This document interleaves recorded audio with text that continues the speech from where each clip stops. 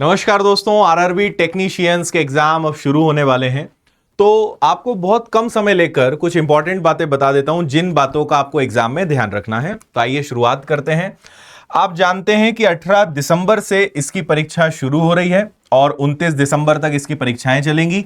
ALP का exam अभी खत्म हुआ है ना।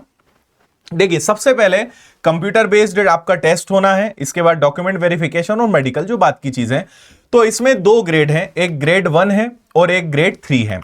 अगर ग्रेड 1 की बात करते हैं तो जनरल अवेयरनेस के 10 सवाल आएंगे, जनरल इंटेलिजेंस रीजनिंग के 15 सवाल आएंगे, कंप्यूटर एंड एप्लीकेशंस का जो बेसिक है इसके 20 सवाल आएंगे, मैथ्स के 20 सवाल आएंगे, बेसिक साइंस एंड इंजीनियरिंग के आपके टोटल 35 क्वेश्चंस रहेंगे।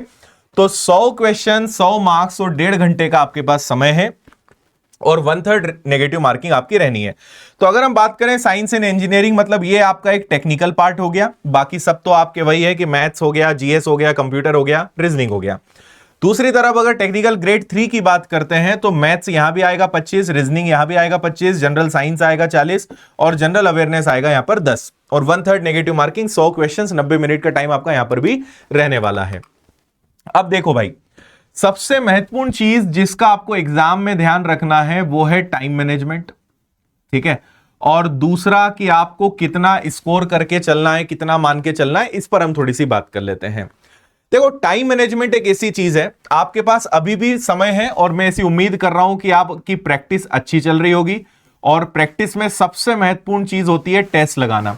तो जितने ज्यादा से ज्यादा टेस्ट आप लगा रहे हैं और अभी भी अगर चाहें तो आप लगा सकते हैं, उतना आपका फायदा रहेगा। जब भी टेस्ट लगाते हो ये मानकर लगाओ कि आप एग्जाम दे रहे हो रियल वाला।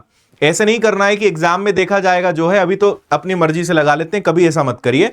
जब भी टेस्ट लगाइए ये मानकर लगाइए कि आप रियल एग्जाम में बैठे हैं, वही सीक्वेंस, वही प्रेशर होना चाहिए जो आपके एग्जाम में रहेगा। तो उससे आपका एग्जाम में जो प्रेशर हो सकता है वो कम हो जाएगा। बेसिकली हमें प्रेशर हैंडलिंग ही सीखनी है, ठीक है। क्योंकि यहां पे अगर हमने प्रैक्टिस अच्छी कर ली तो पेपर में आप बहुत कूल रहेंगे, रिलैक्स रहेंगे, पेपर बहुत अच्छा देंगे। इसलिए सीक्वेंस पहले से तय करके रखें, हैबिट बहुत अच्छी बनाएं। आपका एक टारगेट हमेशा होना चाहिए कि स्टार्ट से एंड तक जरूर पहुंचें। कई सारे बच्चे टाइम मैनेजमेंट को नहीं सीख पाते हैं, प्रैक्टिस अच्छे से कर नहीं पाते, पेपर के आखिरी तक नहीं पहुंच पाते, बीच में ही कई सारे सवालों में रुक जाते हैं, फंस जाते हैं, टाइम ज्यादा दे देते हैं।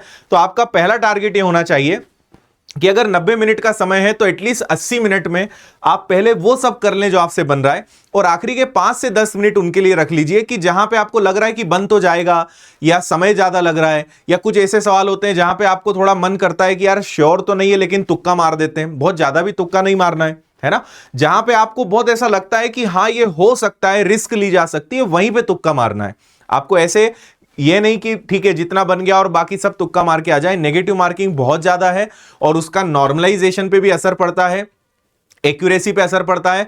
तो आपका अगर स्कोर ज्यादा है लेकिन आपने तुक्के की संख्या ज्यादा लगा दी है तो आपके मार्क्स जो है कम हो जाते हैं नॉर्मलाइजेशन के बाद। ये बात ध्यान रखना है। इसलिए ज्यादा आपको एक्स्ट्रा क्वेश्चंस नहीं लगाना है, कंफर्म है तो लगाएं, थोड़ा बहुत जहां रिस्क लेने की जरूरत है वहां पे लें। इसलिए स्टार्ट से एंड तक पहुंचिए, फंसना नहीं, रुकना नहीं, ज्यादा टाइम लेने वाले क्वेश्चंस को लास्ट में देखना है। और एग्जाम के समय, एग्जाम के पहले रिलैक्स रहना है, बहुत लोड नहीं लेना है। एएलपी में अभी जो आया है उससे यह समझ में आ गया कि पैटर्न में कोई खास बदलाव नहीं होना है, तो वही चीजें रहेंगी। लेकिन एक गलती यह मत करना कि एएलपी में इस प्रकार का पूछा गया है तो टेक्नीशियन में भी ऐसे ही आएगा, वहां ये टॉपिक्स नहीं आए थे तो यहां नहीं आएंगे, या वहां ये टॉपिक्स ज्यादा आए थे तो यहां ज्यादा आएंगे। ऐसा कुछ मत करना। आप हर चीज के लिए तैयार रहना, हर चैप्टर से, क्योंकि शिफ्ट वाइज एग्जाम है। इन शिफ्ट में हर पेपर, मतलब हर सब्जेक्ट से सारे टॉपिक्स अलग अलग समय पर आपको देखने को मिलेंगे। तो एएलपी से हमें बस ये सीखना है कि एग्जाम का लेवल जो पहले रहा है, जिस पैटर्न के क्वेश्चंस आए वही रहेंगे, लेकिन टॉपिक्स वही आएंगे ऐसा हम नहीं कह सकते। आपको हर चीज के लिए, हर टॉपिक के लिए तैयार रहना है, यह बात आप ध्यान रखिएगा।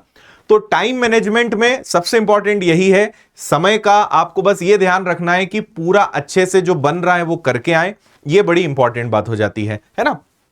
और यहां पर भी आपका सीक्वेंस, जैसे मैथ्स और रीजनिंग जनरली पहले कर लेना चाहिए, या जहां पे दिमाग लगाना है, जहां पे कैलकुलेशन करना है उसको पहले कर लो। बाकी फिर जिनमें केवल टिक लगाना है उनको लास्ट में करिए, क्योंकि उसमें दिमाग लगाने जैसी कोई चीज होती नहीं है।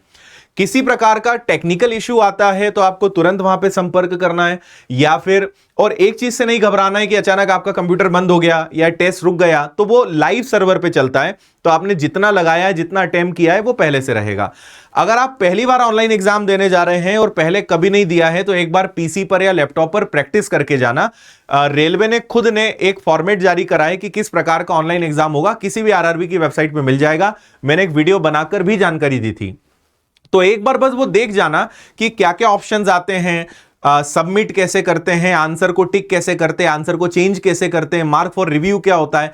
तो बेसिक थोड़ा सा रहेगा, तो एकदम से आपको वहां नया नहीं लगेगा। चीजें हालांकि बहुत आसान है, पर पहले से देख जाओगे, समझ जाओगे, तो चीजें अच्छे से बन जाएंगी। तो इसलिए थोड़ा सा इन चीजों का अच्छे से आप प्रैक्टिस करके जाइए। और अब आपके पास मुश्किल से 4 दिन बचे हैं, तो इसमें ज्यादा से ज्यादा प्रैक्टिस पर फोकस करिए। कुछ नया पढ़ने से बचिए, या आपको लग रहा है कि किसी सब्जेक्ट में या कुछ ज्यादा चीजें बच गई, तो अब उसको छोड़िए, उसको अब उसी हाल पर छोड़ें और जितना पढ़ा है उसको मजबूत करने पे फोकस करें, वो आपके लिए बहुत अच्छा रहेगा। 100 नंबर की बात करें अगर हम, तो आप मानकर चलिए कि 70-75 के आसपास थोड़े ठीक ठाक स्कोर हो सकते हैं। भाई जितना ज्यादा लाओगे उतना अच्छा है, बट 70-75 के आसपास आपको कोशिश करनी चाहिए कि इतना। और अगर इसके आसपास हैं या थोड़ा बहुत 2-4 सवाल में आप रिस्क लेकर तुक्का मार सकते हैं, तो वो रहेगा। तो ये एक सेफ हम कह सकते हैं। बाकी बहुत सारी चीजें डिपेंड करती है, अलग अलग आरआरबीज हैं, वैकेंसीज अलग अलग है, शिफ्ट वाइज एग्जाम्स हैं, लेवल अलग अलग रहेगा। तो मैं बहुत ज्यादा आपको ये नहीं बताऊंगा कि, क्योंकि हर जगह के लिए एक ही स्कोर काम नहीं कर सकता है। तो बेस्ट यही रहेगा कि आप 70-75 तक लाने का प्रयास करें। अगर इससे कम भी हो रहा है, लेकिन एक अच्छी एक्यूरेसी के साथ, और जितना बन रहा है उतना करेंगे, तो भी चांस हो सकते हैं सिलेक्शन के। लेकिन अगर मैं कह दूं 70-75 है और आप खूब सारे तुक्का मार दें, तो वो बहुत ज्यादा गलत हो जाएगा। इसीलिए जितना अपना बेहतरीन कर सकें, जितना अपना सर्वश्रेष्ठ दे सकें, जितना अपना शानदार कर सकें, वो आप करने का प्रयास करिए। और सबसे इंपॉर्टेंट बात जो मैं पहले भी कह चुका हूं कि अपने आप को रिलैक्स रखिएगा, काम डाउन वहां पर रहना है, टेंशन फ्री रहना है, बिंदास रहना है, अपना बेस्ट देना है। और यही ध्यान रखना है कि यार जितना बनेगा, भाई जितनी मेहनत कर सकती थी वो हमने किया, जितना मेहनत हो सकता था वो किया, जितना अच्छा कर सकते हैं एग्जाम में वो करेंगे, बाकी फिर सब बाद में देखा जाएगा। इसलिए अपना बेस्ट दिया है और एग्जाम में भी अपना बेस्ट देना है, लोड नहीं लेना है। और एग्जाम के पहले जरूर लगता है कि मुझे तो कुछ याद नहीं है, आ रहा है, सब भूल रहे हैं, लेकिन जब आप एग्जाम दोगे, जब क्वेश्चन सामने आएगा ना, चीजें बनती हैं, याद आ जाता है। और एग्जाम के पहले ये प्रेशर, एग्जाम के पहले थोड़ा डर होता है, सबको होता है, एंजाइटी होती है, टेंशन होता है, डर लगता है, हार्ट बीट बढ़ी रहती है, ये सबके साथ होता है। तो घबराना नहीं है, एग्जाम का वो एक फोबिया होता ही है, लेकिन रिलैक्स रखिए अपने आप को, अच्छी नींद लीजिए, अच्छा खाना खाइए। और नींद लेना बहुत जरूरी है, उसको इग्नोर मत करना एटलीस्ट एक दिन पहले, और बाकी अपना बेस्ट दीजिए। बस इतना ही मैं आपसे कहना चाहूंगा। इसलिए ऑल द बेस्ट, शानदार पेपर दीजिए और अपने ऊपर भरोसा रखिए, पेपर आपका बहुत अच्छा जाएगा।